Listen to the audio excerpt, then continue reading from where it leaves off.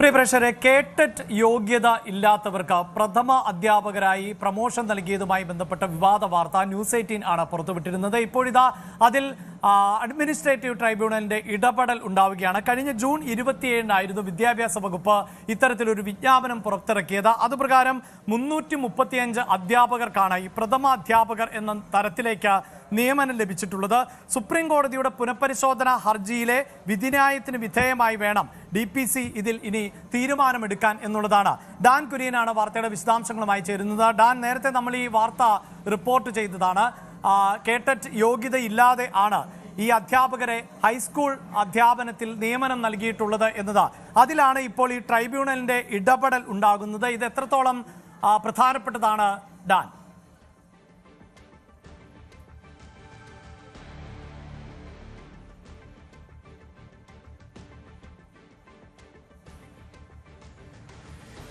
കേട്ടറ്റ് യോഗ്യതയില്ലാത്തവരെ ഹൈസ്കൂളിലെ പ്രഥമ അധ്യാപകരായി നിയമിച്ചതുമായി ബന്ധപ്പെട്ട വിവാദം നേരത്തെ തന്നെ ന്യൂസ് 18 പുറത്തുവിട്ടതാണ്. ഈ വിഷയത്തിലാണ് അഡ്മിനിസ്ട്രേറ്റീവ് ട്രൈബ്യൂണലിന്റെ ഇടപെടൽ ഉണ്ടായിരിക്കുന്നത്. ഈ വിജ്ഞാപനത്തിനെതിരെ പരാതിക്കാരൻ നൽകിയിട്ടുള്ള അപ്പീൽ ആണ് ഡിപ്പാർട്ട്മെന്റൽ പ്രൊമോഷൻ കമ്മിറ്റിയുടെ പരിഗണനയ്ക്ക് അയക്കാൻ നിർദ്ദേശം നൽകിയിട്ടുള്ളത്. ഇതുമായി ബന്ധപ്പെട്ട് സുപ്രീം കോടതിയുടെ സുപ്രധാനമായ വിധിയും അതോടൊപ്പം തന്നെ പുനഃപരിശോധനാ ഹർജിയിലെ വിധിന്യായവും വരേണ്ടതുണ്ട്. ആ വിധിന്യായത്തിന് വിധേയമായിട്ട് വേണം ഇനി പ്രൊമോഷൻ കൗൺസിൽ തീരുമാനമെടുക്കാൻ എന്നുള്ളതാണ് എടുത്തു പറയേണ്ടത്. കഴിഞ്ഞ ജൂൺ 27-ന് വിദ്യാഭ്യാസ വകുപ്പ് പുറത്തിറക്കിയ ഗസറ്റ് വിജ്ഞാപനത്തിലായിരുന്നു പ്രഥമ അധ്യാപകരായി 335 പേർക്ക് സ്ഥാനക്കയറ്റം നൽകിയിട്ടുള്ളത്. ഈ വിഷയത്തിൽ ആണ് ഇപ്പോൾ അഡ്മിനിസ്ട്രേറ്റീവ് ട്രൈബ്യൂണലിന്റെ ഇടപെടൽ ഉണ്ടാകുന്നത്. ഡാൻ തന്നെയാണ് ഈ വാർത്ത നേരത്തെ റിപ്പോർട്ട് ചെയ്തത്. ഈ വാർത്തയിൽ ഇപ്പോൾ ഇത് അഡ്മിനിസ്ട്രേറ്റീവ് ട്രൈബ്യൂണലിന്റെ ഇടപെടൽ ഉണ്ടാകുന്നു. ഇനിയിപ്പോൾ പ്രൊമോഷൻ കൗൺസിലിനെ സംബന്ധിച്ചിടത്തോളം ഈ വിഷയം പുനഃപരിശോധിക്കേണ്ടതായി വരുമോ?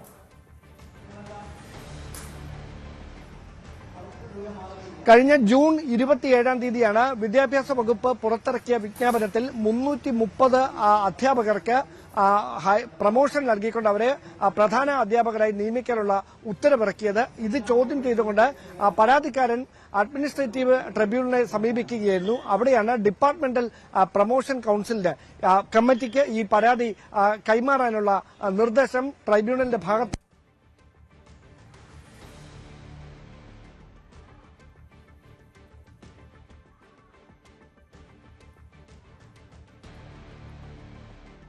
കേട്ടറ്റ് യോഗ്യത ഇല്ലാത്ത അധ്യാപകർക്ക് പ്രഥമ അധ്യാപകരായി പ്രമോഷൻ നൽകിയതുമായി ബന്ധപ്പെട്ട ആണ് വിവാദം ഉടലെടുത്തത്.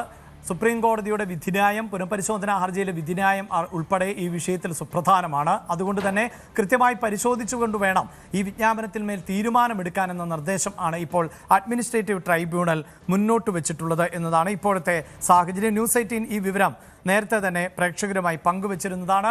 ഡാൻ തുടരുന്നുണ്ട്. ഡാൻ, ഇതിപ്പോൾ നമുക്കറിയാം സംസ്ഥാന സർക്കാരിൻ്റെ അസാധാരണമായ ചില ഗസറ്റ് വിജ്ഞാപനങ്ങളൊക്കെ പുറത്തിറങ്ങാറുണ്ട്. ഇത് പക്ഷേ വിദ്യാഭ്യാസ മേഖലയുമായി ബന്ധപ്പെട്ടാണ്.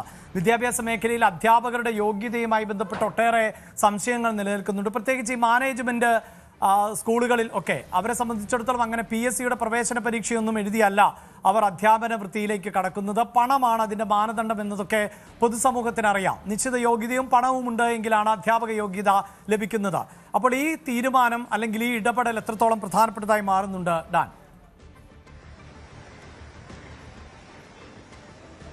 കേട്ടിട്ട് യോഗ്യത ഇല്ലാത്തവരെ പ്രഥമാധ്യാപകരായോ, അതായത് ഹൈസ്കൂളിലെ പ്രഥമാധ്യാപകരായോ ഹൈസ്കൂൾ അധ്യാപകരായോ പരിഗണിക്കാൻ പാടില്ല എന്ന കർശനമായ മാനദണ്ഡമാണ് സുപ്രീം കോടതി ഇതിനോടകം ഇതുമായി ബന്ധപ്പെട്ട് പുറപ്പെടുവിച്ചിട്ടുള്ളത്. ആ നിയമം നിലനിൽക്കെ അത് കാറ്റിൽ പറത്തിക്കൊണ്ടാണ് 330 പേരുടെ വിജ്ഞാപനം വിദ്യാഭ്യാസ വകുപ്പ് കഴിഞ്ഞ ജൂൺ 27-ന് പുറത്തിറക്കിയത്. അത് ചോദ്യം ചെയ്തുകൊണ്ട് പരാതിക്കാരൻ അഡ്മിനിസ്ട്രേറ്റീവ് ട്രൈബ്യൂണലിനെ സമീപിക്കുകയായിരുന്നു. അവിടെയാണ് അഡ്മിനിസ്ട്രേറ്റീവ് ട്രൈബ്യൂണലിന്റെ ഭാഗത്തു നിന്ന് നിർണായകമായ ഒരു ഇടപെടൽ ഉണ്ടാകുകയും ആ ഇടപെടലിനൊടുവിൽ ഡിപ്പാർട്ട്മെന്റൽ പ്രൊമോഷൻ കമ്മിറ്റിയുടെ ചെയർമാന് ഈ പരാതി കൈമാറാൻ നിർദ്ദേശിക്കുകയും ചെയ്തിരിക്കുന്നത്. അതിൽ DPC തീരുമാനമെടുക്കേണ്ടത് കൃത്യമായി തന്നെ സുപ്രീം കോടതി മാനദണ്ഡങ്ങൾ പാലിച്ചുകൊണ്ട് മാത്രമായിരിക്കണം.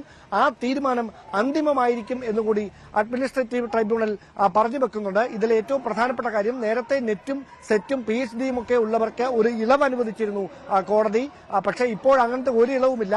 കേട്ടറ്റ് കാറ്റഗറി 3 പാസ്സായവർക്ക് മാത്രമേ ഹൈസ്കൂൾ അധ്യാപകരായോ അല്ലെങ്കിൽ പ്രഥമ അധ്യാപകരായോ പ്രൊമോഷൻ നൽകാൻ പാടുള്ളൂ എന്ന കർശനമായ നിബന്ധന നിലനിൽക്കുകയാണ്. എന്തായാലും അഡ്മിനിസ്ട്രേറ്റീവ് ട്രൈബ്യൂണലിന്റെ ഭാഗത്ത് നിന്ന് ഇപ്പോഴുണ്ടായിരിക്കുന്ന ഈ ഇടപെടൽ ഈ പട്ടികയിൽ 330 പേരുടെ പട്ടികയിൽ ഇടം പിടിച്ച കേട്ടിട്ട് യോഗ്യത ഇല്ലാത്തവരെ പ്രതികൂലമായി തന്നെ ബാധിക്കുമെന്നാണ് സൂചന. തീർച്ചയായും അവിടെ ഈ പ്രതികൂലമായി ബാധിക്കുന്ന പശ്ചാത്തലത്തിൽ അവർക്ക് പിന്നീട് അപ്പീലിന് പോവുകയോ അത്തരം സാധ്യതകൾ ഇല്ലാത്തൊരു പശ്ചാത്തലമല്ലേ സൃഷ്ടിക്കുക? കാരണം ഇതിലൊരു യോഗ്യത മാനദണ്ഡമായി വരുന്ന പശ്ചാത്തലം ആണല്ലോ ഉണ്ടാകുന്നത്.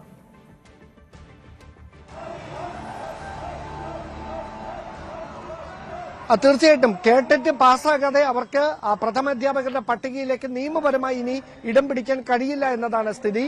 അത്തരത്തിൽ തന്നെയാണ് സുപ്രീം കോടതിയുടെ നിലനിൽക്കുന്നതും. ഡിപ്പാർട്ട്മെന്റൽ പ്രൊമോഷൻ കമ്മിറ്റി ഈ വിഷയം ചർച്ച ചെയ്യുമ്പോൾ ഇവിടെ ഈ വിഷയത്തെ ഗൗരവമായി പരിഗണിച്ചുകൊണ്ട് തന്നെ ആ കോടതിയുടെ മാർഗനിർദ്ദേശങ്ങൾ പാലിച്ചുകൊണ്ടാണ് ഈ വിജ്ഞാപനം ഇറക്കേണ്ടത് എന്ന കാര്യം കൂടി ഉറപ്പുവരുത്തേണ്ടതുണ്ട്. അതുകൊണ്ട് തന്നെയാണ് ഈ 330 പേരുടെ പട്ടികയിൽ ബഹുഭൂരിപക്ഷം പേർക്കും കേട്ടറ്റ് യോഗ്യത ഇല്ല എന്നത് ഗൗരവതരമായ ഒരു വിഷയമായി മാറുന്നത്. അങ്ങനെയെങ്കിൽ ആ ലിസ്റ്റിൽ നിന്ന് നാമമാത്രമായ ആളുകൾക്ക് മാത്രമാണ് കേട്ടറ്റ് യോഗ്യതയുള്ളത്. അവരെയും അതോടൊപ്പം കേട്ടറ്റ് യോഗ്യതയുള്ള പുറത്തു നിൽക്കുന്നവരെയും ഉൾപ്പെടുത്തിക്കൊണ്ട് പുതിയൊരു വിജ്ഞാപനം പുറത്തിറക്കാൻ, ഇപ്പോഴത്തെ വിജ്ഞാപനം പുനഃപരിശോധിച്ചുകൊണ്ട് പുതിയ വിജ്ഞാപനം പുറത്തിറക്കാൻ വിദ്യാഭ്യാസ വകുപ്പ് തയ്യാറാകുമോ എന്നതാണ് ഇനി അറിയാനുള്ളത്. യെസ്, വാർത്തയുടെ വിശദാംശങ്ങളാണ് ഡാൻ കുര്യൻ പങ്കുവച്ചത്. നേരത്തെ ഡാൻ തന്നെയായിരുന്നു ഈ വാർത്ത പ്രേക്ഷകരിലേക്ക് എത്തിച്ചത്. പ്രത്യേകിച്ച് കേട്ടറ്റിന്റെ യോഗ്യതയില്ലാത്ത ഏതാണ്ട് 335 അധ്യാപകർക്കാണ് ഹൈസ്കൂൾ പ്രഥമ അധ്യാപകരായി നിയമനം നൽകിയിട്ടുള്ളത്. ഇതുമായി ബന്ധപ്പെട്ട പരാതിയിൽ ആണ് ഇപ്പോൾ അഡ്മിനിസ്ട്രേറ്റീവ് ട്രൈബ്യൂണലിന്റെ ഇടപെടൽ ഉണ്ടായിട്ടുള്ളത്. കൂടുതൽ വാർത്തകൾക്ക് news 18 Keralam YouTube channel subscribe ചെയ്യുക.